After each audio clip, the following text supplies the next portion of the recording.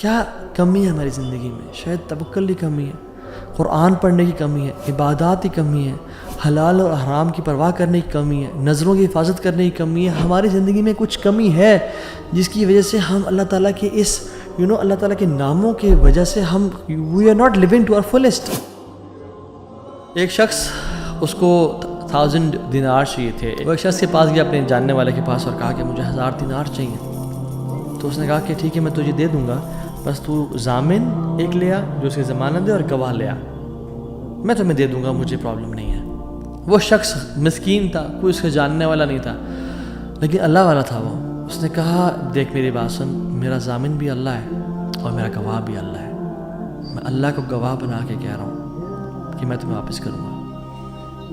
اس کو اس بندے کی تقوی پہ یقین آیا اور اس نے کہا کہ چلو میں دے دیتا ہوں، یہ اللہ کو گواہ بنا رہا ہے، اتنا بڑا جھوٹا تو نہیں ہوگا. اس نے دے دیا، اس نے کہا میں تجھے اللہ کے اس نام پہ تجھ پہ میں ٹرسٹ کرتا ہوں.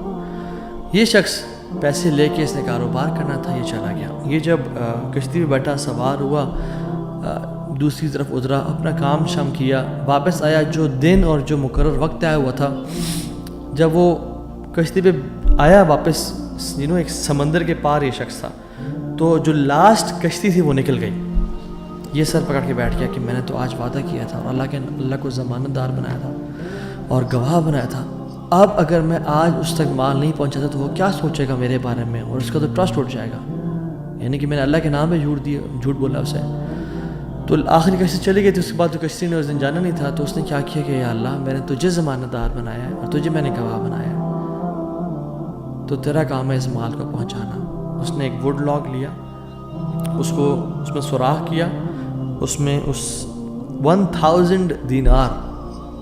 سبحان اللہ، 1 دینار از اے گولڈ کوائن. اور آپ ایک گولڈ کوائن کی آج آپ ورتھ لگا لیں، ان لیکس، ان ملینز.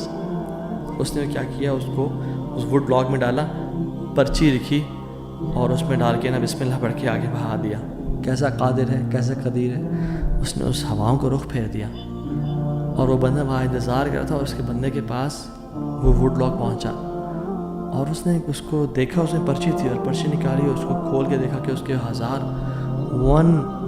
دینار تھے. وہ بڑا حیران ہوا کہ یہ مجھ تک کیسے پہنچے. خیر، یہ جو شخص تھا جس نے بیچے تھے، یہ اگلے دن دوبارہ جو سب سے پہلی کشتی ملی اس پہ روانہ ہوا اور اس بندے کے پاس پہنچا اور 1000 دینار لے کے الگ سے کہ پتہ نہیں وہ پہنچے نہیں پہنچے، میں اس کو اس کا حق تو دے دوں. اس نے کہا کہ یہ تمہاری امانت، معذرت تھوڑی تاخیر ہو گئی مجھ سے. کہتے ہیں تو کل تم نے مجھے پیسے نہیں بھیجے؟ کہتے میں نے بھیجے. پھر اس نے کہا جس رب پہ تم نے توکل کیا ہے نا، جس رب کو تم نے ضمانت دار بنایا تھا، اس رب نے تیرا مال مجھ تک پہنچا دیا، مجھے اس مال کی ضرورت نہیں ہے.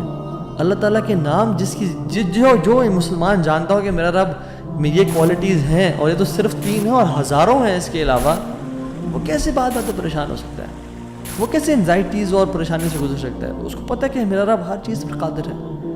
قل هو القادر على ان يبعث عليكم عذابا من فوقكم، وہ قادر ہے کہ اس بات پہ کہ تم پہ عذاب لے آئے.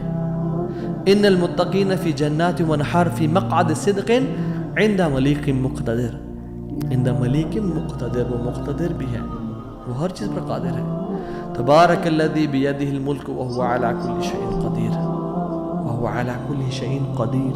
وہ قادر بھی ہے، قدیر بھی ہے، مقتدر بھی ہے.